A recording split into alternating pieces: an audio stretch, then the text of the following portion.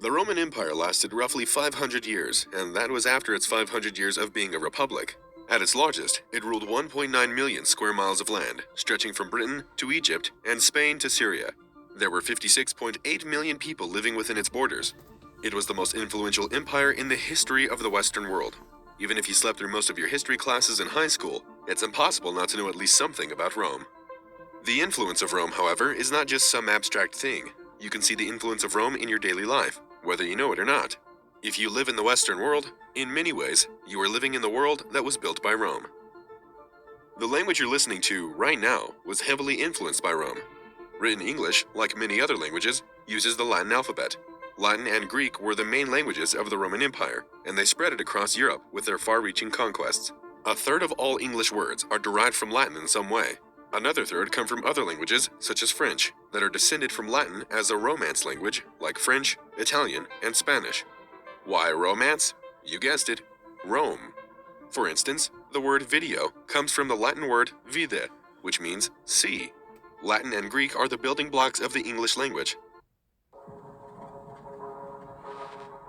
In the city where anything is possible, something Means see. Latin and Greek are the building blocks of the English language, although English actually had a fair amount of influence from Germanic languages too. However, if you were to travel back in time, a Roman citizen would not understand what you meant if you said something was lit. The West also has Rome to thank for a wide variety of terms that mean ruler. Prince comes from princeps, and duke comes from duxa. Tsar and Kaiser both come from Caesar. The word dictator comes from a certain type of Roman judge, and didn't originally have a negative connotation.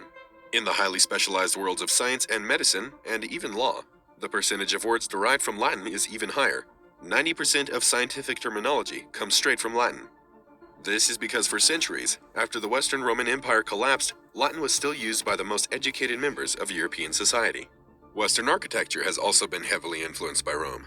Roman architecture, which involved a lot of marble columns, and most quintessentially, the Roman arch, can be seen everywhere today. It's especially apparent in government buildings, for reasons we'll get more into later. But even everyday buildings often incorporate some of these so-called neoclassical elements, combining Roman and Greek architectural styles. The biggest legacy of Roman buildings, however, is not pillars. It's concrete. The Romans were masters of concrete, and they popularized its use. The reason some of their structures are still around today is because they had such sophisticated methods of creating and using concrete and cement. They were also fond of brick, both in private and public buildings. Some other things that the Romans loved include domes, arches, and vaulting. These are also all standard parts of modern Western architecture. Certain specific types of buildings can be traced directly back to their ancient Roman ancestors. The Colosseum, perhaps the most famous Roman building of all, is the direct inspiration for basically every modern sports arena and stadium. We kept the design, but we stopped using them for violent blood sports, which was probably for the best. The Capitol building in Washington, D.C. is based on the Pantheon, as are innumerable banks, courthouses, and museums. Trajan's Market, which was a multi-story building with over 150 rooms, is the forerunner of the modern shopping mall and the modern office park. Its various chambers were linked by a network of arcades, internal hallways, and staircases. You may live in something that Rome essentially invented too, the apartment building. Most of the people who lived in the actual city of Rome lived in what we would today call apartment buildings, some of which were 10 stories high. Some of them looked quite modern in terms of appearance and organization. A lot of technology and inventions that you most likely use today got started with the Roman Empire. The Roman Empire is unique in that it was actually more technologically advanced than the centuries that followed it. Medieval Europe fell behind Rome in terms of large-scale technology, and it took them hundreds of years to catch up, partially because they were busy fighting each other and dying of the plague. Many people see technology as being something that always improves at a steady rate, but that isn't really the case. The Romans were big fans of bath time and had heated indoor plumbing. They were clever when it came to water in general, also making use of aqueducts and water-powered milling machines. They must have also enjoyed looking outside, since they were the first ones to start the widespread use of glass windows. Other Roman inventions you might use today include dental fillings and glass mirrors and interior heating. The way in which we measure and regulate time comes from Rome too. They were the ones who came up with our 365-day calendar, including the names we use for the months. Shalom, shalom, shalom. All praises to the Most High, Yahweh, Bahashem Yahweh Shai, in the name of His only begotten Son, Yahweh Shai, who the world ignorantly calls Jesus, a so-called black man. Well, there you have it. Rome was the place to be. Rome was the image projected to the world that was the place to be. And that's what you see being projected now in this time that we are living in, that America is the place to be, that other countries are following after his footsteps. And soon this mark will encapsulate all of what Rome had. It's going to be put into this mark that you're going to have to take in order to buy and sell. So this is out of the book of Revelations, the 13th chapter, and we're going to start down to the 11th verse. And it says, "And I beheld another beast coming up out of the earth, and he had two horns like a lamb, and he spake as a dragon." Right, because this beast right here that's coming up out of the earth is modeled after Rome with its republicancy. It has two horns, one being the Democrat and one being the Republican, but it's under the democracy. And it says, "And he spake as a dragon," right? Because his laws that he passed in the Senate, they are as a dragon. They're draconian. They're to oppress the people. Although it seems, because they have two different parties, that one could be for this side and the other could be for this side, but in actuality, it's all to oppress the poor and the needy. Verse 12, and it says, "And he exerciseth all the power of the first beast before him, and causes the earth and them which dwell therein to worship the first beast, whose deadly wound was healed." Right, because there was a period of time that the Edomites were pushed into the caves, and we took over. But then their deadly wound was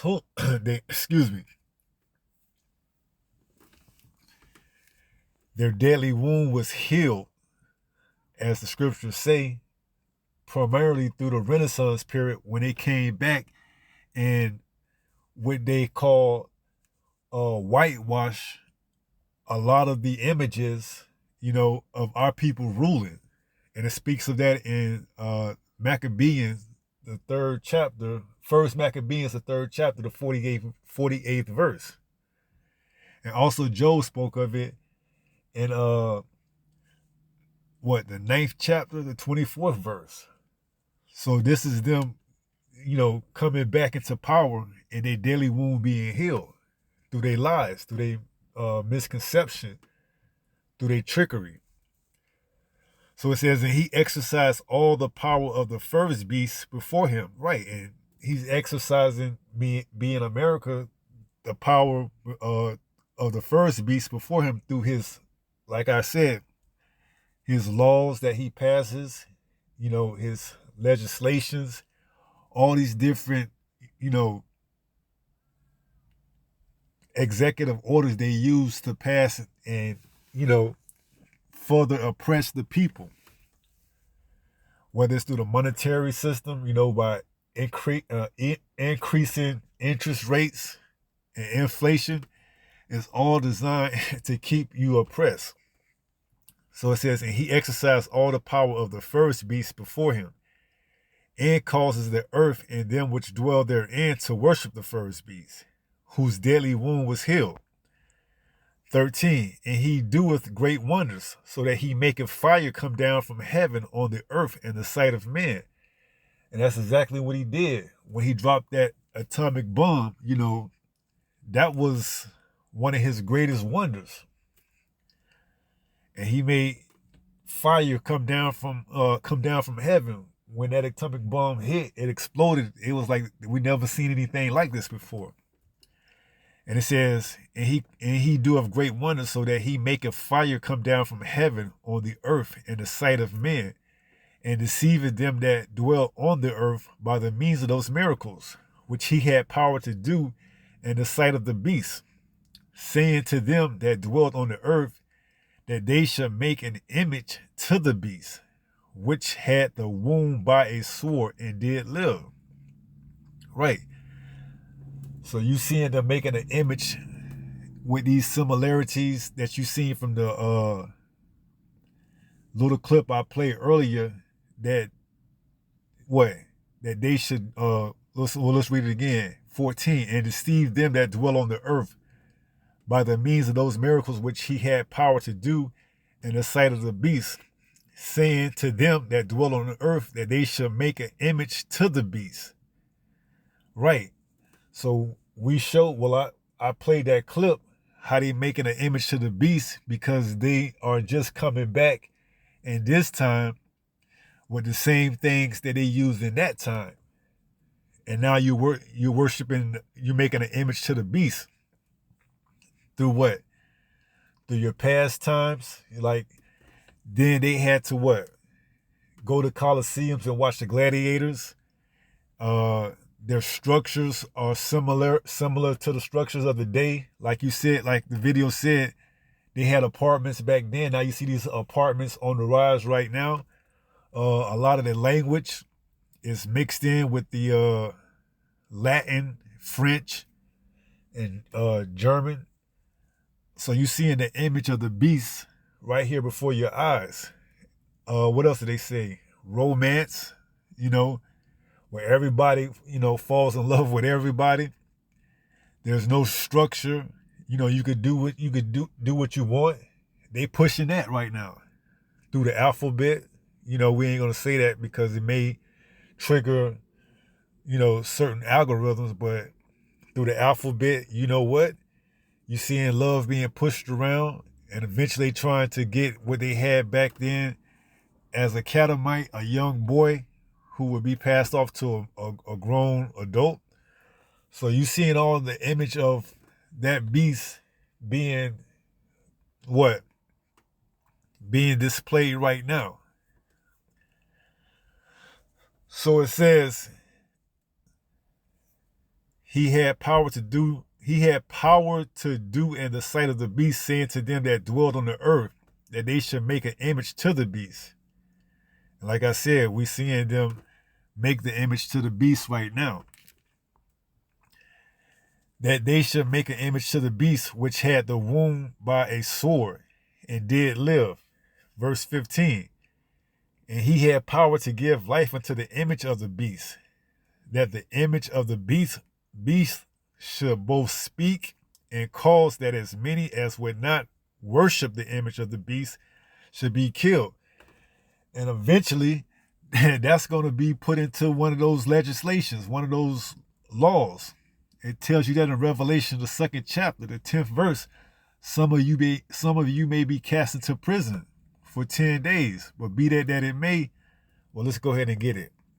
Jump back up a couple of chapters to Revelation 2. And verse 10, it says, fear none of these things which thou shalt suffer. Behold, the devil shall cast some of you into prison, that ye may be tried, and ye shall have tribulations 10 days. Be thou faithful unto death, and I will give thee a crown of life.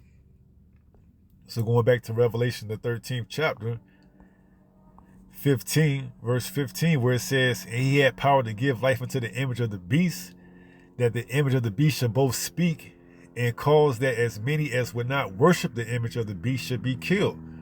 Right, so you're gonna be cast into prison, man. Some of us gonna have to, be killed for this word, this truth, because essentially he gonna ban the truth. And it's gonna be a heavy penalty for speaking it. You're gonna be cast away in prison. Some of us may have to be martyrs. But be thou faithful until the end, and you're gonna receive a crown of glory. So the image is here.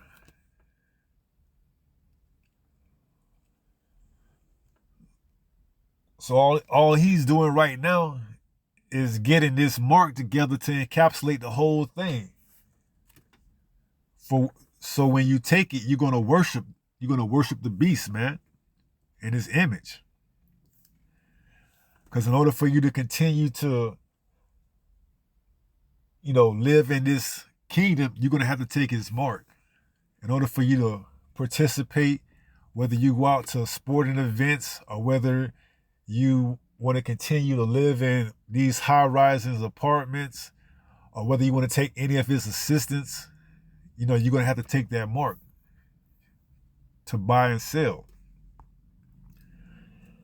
So it says, verse 15 again, and he had power to give life unto the image of the beast, that the image of the beast should both speak and cause that as many as would not worship the image of the beast should be killed. And he's going to pass laws. That's how it's going to speak. That you're going to have to acquiesce to. Because they're going to write it down in legislation and they're going to pass it. And that's how it's going to speak. That you're going to have to either go by what they say or suffer the consequences. And it says, and he causes all, 16, both small and great, rich and poor, free and bond, to receive a mark in their right hand or in their foreheads. Because either, you're going to receive a mark in your right hand to buy or sell, or you can receive a mark in your forehead. Because they are doing research right now where they're supposed to be putting, how should I say it without worrying too much about being flagged? Well, they putting brain things in your head that could help people who couldn't walk, or people who couldn't see. And, that's all just a segue to get to the ultimate goal, which is to put that brain interface in your brain so that, you could be part of the system. So you're going to be plugged in to their system. And it says, and he causes all, both small and great, rich and poor, free and bond, to receive a mark in their right hand or in their foreheads. And you're going to have it to operate in this system. And like we said, that word mark is charagma, which means prick. So you're going to have to receive that little prick, and we know what that prick is going to be. That's going to be your allegiance. That's going to be you bowing down, taking that mark, is worshiping the beast, man. 17, and it says, and that no man might buy or sell, save he that had the mark, or the name of the beast, or the number of his name. So you got to have it all, and that mark is going to encapsulate everything. Once you take that, you're going to be giving your soul over, giving your body over to this beast system, man. And there's a heavy price to pay for that. What does it say? 18, here is wisdom. Let him that have understanding count the number of the beast, for it is the number of a man, and his number is 666. And when you go into that word, well, let's go into it and see, because it says, it gives you a clue right here. It says, here is wisdom. See, this is giving you a clue what's going on. Let him that have understanding count the number of the beast. So John is giving us an insight into future prophecy. He's telling you right here, this is key right here. Here is wisdom. Let him that have understanding. So if you have understanding, you know what he's trying to tell you right now. This is being secretively coded. It's giving you a clue. So let's see what that clue that John's trying to give us right here in this verse right here. Here is wisdom. Let him that have understanding count the number of the beast. And here's the number. For it is the number of a man, and his number is 666. Now let's go count the number of this man and get understanding. As John said, this is wisdom right here. So we go down, we do a little research. Give me a second. Okay, so this is that verse we go down and it says, here is wisdom. What does it say? Here is wisdom, let him that have understanding count the number of the beast, for it is the number of a man, and his number is 603 score and six. So let's count that number and see what he's telling us in his number. And this is a Greek word. Strong's G 5516. Chi, Xi, stigma. Chi, Xi, stigma. Right. So what does that word high stigma means?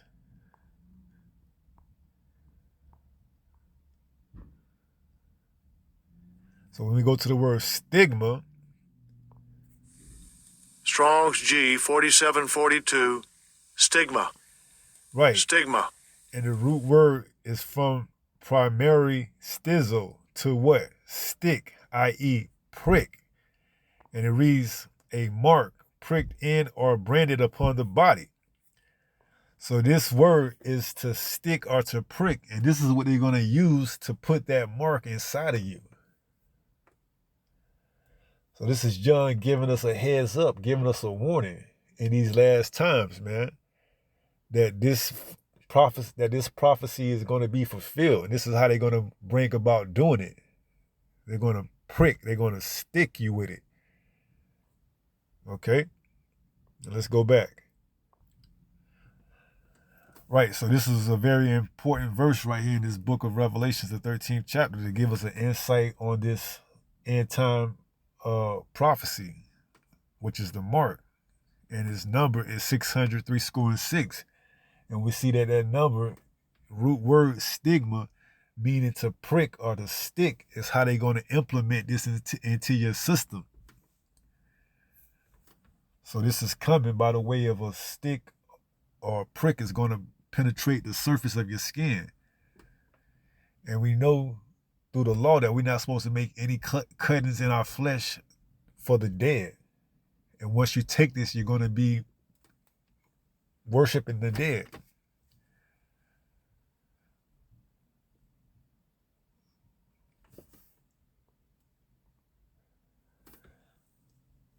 So the image of the beast is already here. And now this mark, which is on its way, is going to encapsulate everything of the image. You're going to need it to buy and sell. And you're going to need it to, go about your everyday walk of life. Whether it's medical,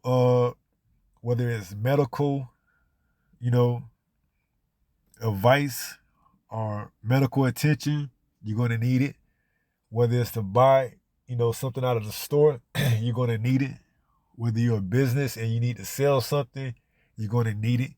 You're going to have it because it's going to have everything on it that you need to operate in this beast system, which is modeled after the Roman Empire.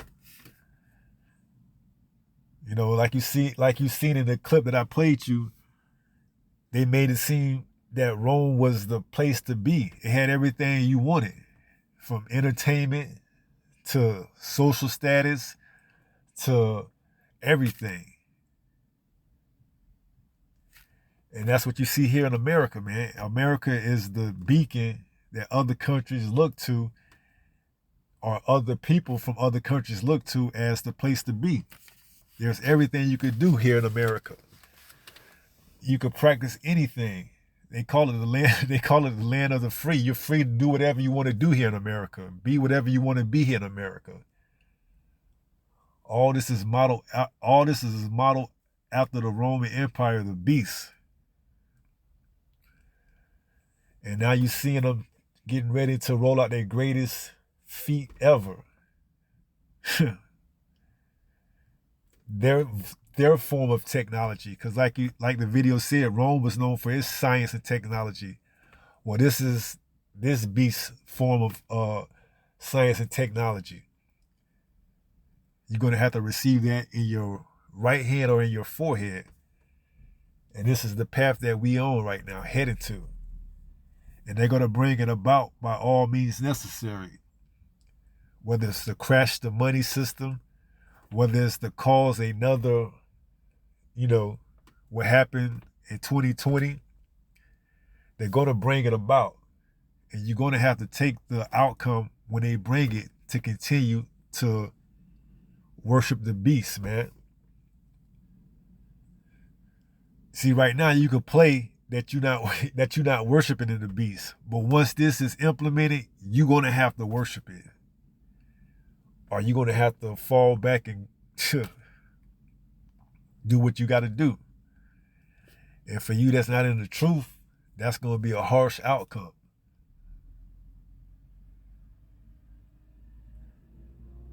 So this was the image of the beast and the mark that will encapsulate everything is on its way. So we're going to close out and we're going to take it from there.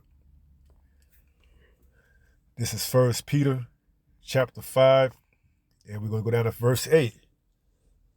And it reads, "Be sober, be vigilant, because your adversary the devil, as a roaring lion, walketh about, seeking whom he may devour."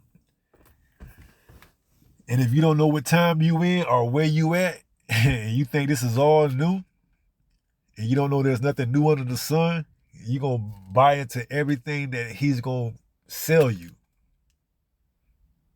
Let me say it again. You're going to buy into everything that he is selling you.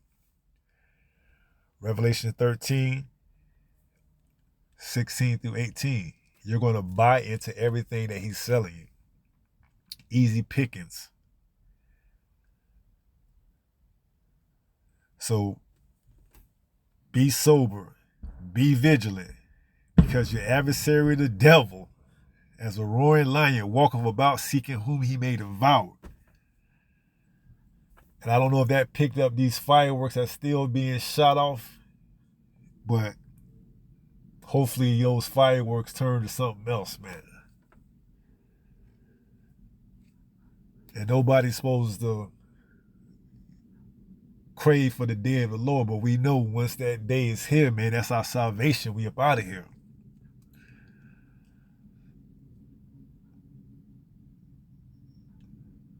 So, with that being said, stay strong, stay in the faith. We almost home. Shalom.